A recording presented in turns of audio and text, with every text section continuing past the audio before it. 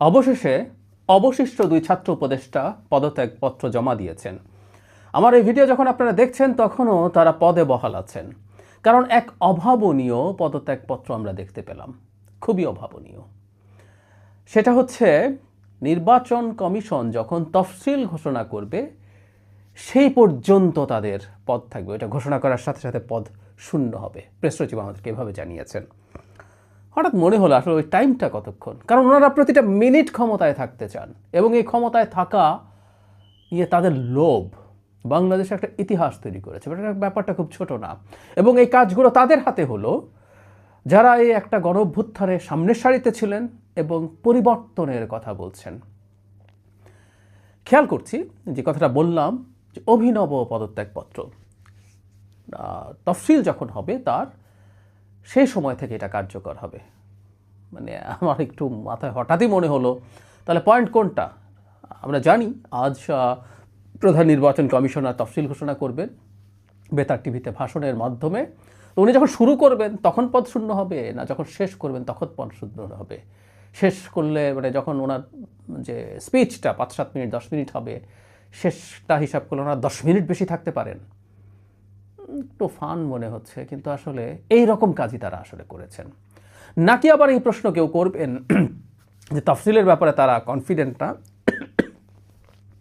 সেই কারণে শর্তটা এভাবে রেখেছেন, যদি কোনো অনিবার্য কারণে তফসিল পিছিয়ে যায়, ধরলাম 15 দিন, 1 মাস, 2 মাস, 5 মাস, 6 মাস, 1 বছর, তাহলেও তারা উপদেষ্টা থেকে যাবেন। মানে কি পরিমাণ সিকিউরডভাবে তারা এটা করেছেন, যতটা সম্ভব যেন পদে থাকা যায়, পদ আঁকড়ে ধরে রাখতে হবে। পুরনো বন্দোবস্ত এগুলো, অথচ শুনছিলাম নতুন বন্দোবস্তের কথা। যেটা বলছিলাম, আমাদের ইতিহাসে এই পদত্যাগপত্রটা খুবই গুরুত্বপূর্ণ আলোচনার বিষয় হয়ে থাকবে। এই দুজনের পদে থাকা বহুদিন থেকে অনুচিত ছিল। পত্রিকার মারফত আমরা জানতে পারি গত সেপ্টেম্বরেই প্রধান উপদেষ্টা তাদেরকে বলেছিলেন পদ থেকে সরে যাওয়ার জন্য। ওই ভদ্রলোক, মানে প্রধান উপদেষ্টার কথা বলছি, ওনার কঠোরই হওয়া উচিত ছিল, চাপ দিয়ে তাদেরকে বের করে দেওয়া দরকার ছিল। তাদের পদে থাকা নিয়ে এনসিপির পক্ষ থেকে একটা যুক্তি দেখানোর চেষ্টা হতো। আবার আগেও তারা যখন দায়িত্বে গিয়েছিলেন, পদে গিয়েছিলেন, ক্ষমতায় গিয়েছিলেন, তখন বলতেন এই সরকারে গণ অভ্যুত্থানকারীদের স্টেক রাখার জন্যই এটা, যে না হলে এই সরকারটা গণ অভ্যুত্থানের সরকার হয় না। তো তাহলে এখন তো গণ অভ্যুত্থানের সরকার না, একটা নির্বাচন করবে গণ অভ্যুত্থানের সরকার না এমন একটা সরকার, সেটাকে তারা তাহলে কিভাবে দেখেন?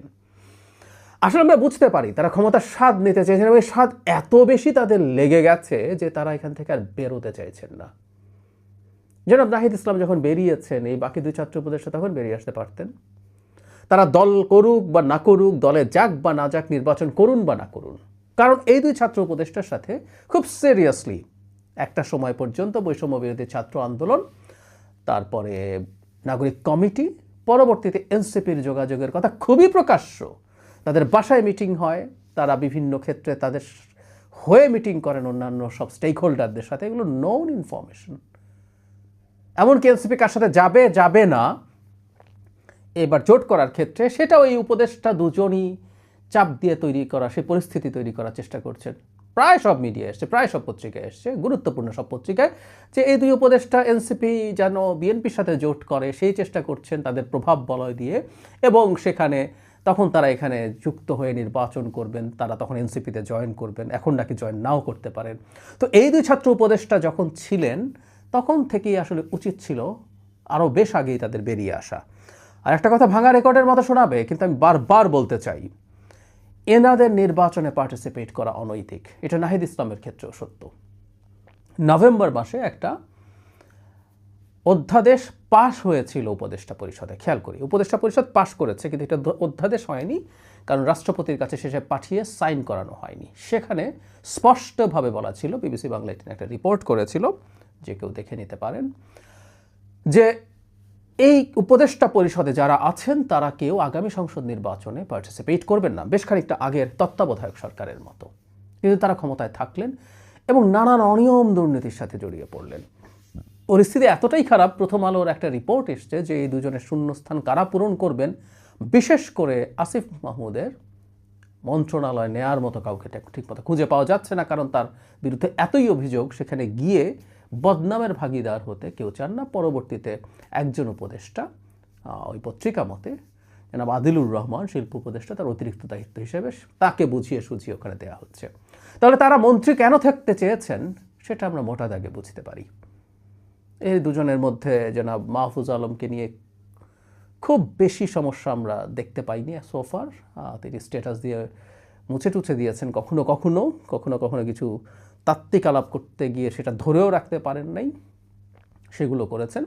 কিন্তু দুর্নীতি বা অনিয়ম এই ধরনের ইস্যুর সাথে তিনি খুব বেশি জড়িত ছিলেন তা না। কিন্তু জনাব আসিফ মাহমুদের বিরুদ্ধে অসংখ্য অভিযোগ, দুর্নীতি তো বটেই, দুর্নীতির প্রচুর অভিযোগ আছে। তার এপিএসেরই রীতিমতো চাকরি গেছে এবং তার বিরুদ্ধে দুদক কাজ করছে। তার বাবা, তিনি অন্যায়ভাবে ক্ষমতা চর্চা করতে চাইছেন। তিনি তার নির্বাচনী এলাকায় একবার কুমিল্লা একবার ঢাকায় বরাদ্দ দিয়েছেন নির্লজ্জের মতো। কুমিল্লা হওয়ার পরে যখন প্রচুর সমালোচনা হলো, তারপর উনি কেয়ার করেননি, করেছেন ঢাকার জন্য। কেউ কেউ বলেন তিনি লম্বা রেসের ঘোড়া, তিনি রাজনীতিতে ভালো করতে পারেন। তবে যে রাজনীতি করেছেন এবং সেটা যদি তিনি ভালো করেন আখের গুছিয়ে, এগুলো অভিযোগ আছে, আমি নিশ্চিতভাবে বলছি না সেগুলো। তো যদি সেই রকম রাজনীতিতে টিকে থাকেন তাহলে সে পুরনো কথা, এগুলো পুরনো বন্দোবস্ত, পুরনো রাজনীতি, টিপিক্যাল রাজনৈতিক দলগুলো বাংলাদেশে এই করেছিল।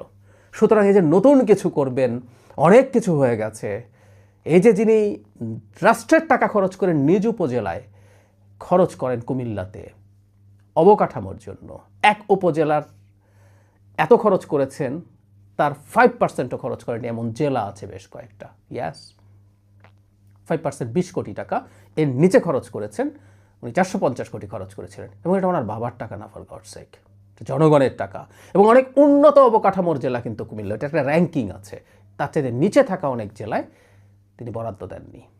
অথচ তিনি বৈষম্য বিরোধী ছাত্র আন্দোলনের সমন্বয়ক ছিলেন, সেই মুভমেন্টে ছিলেন।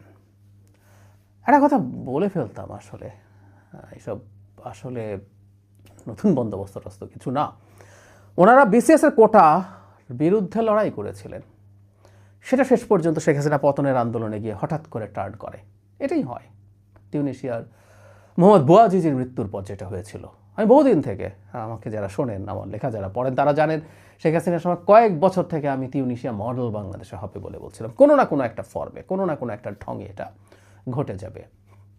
কিন্তু আন্দোলনটা এনারা করছিলেন সরকারি চাকরি যাতে করা যায়, এবং বাংলাদেশের প্রায় সব বা অন্তত বিরাট একটা পার্সেন্টেজের লোকজন সরকারি চাকরি করতে চায়, কারণ ওখানে ক্ষমতা তো আছেই, সাথে 2 নম্বরের টাকা উপার্জন করা যায়। সব ছেড়ে ছুড়ে সব করে, এবং সেই কাডারগুলোরই অনেক বেশি ডিমান্ড থাকে, যেগুলোতে এই ধরনের অন্যায়, এই ধরনের খারাপ টাকা সহজে পাওয়া যায়।